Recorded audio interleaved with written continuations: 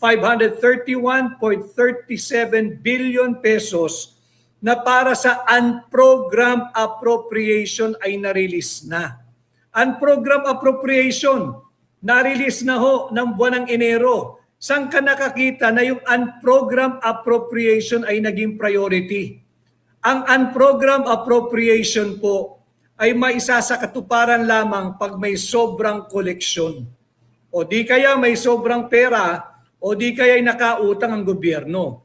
Inuna po nila yung unprogrammed appropriation, prioridad nila yung unprogrammed appropriation. 531.37 billion pesos.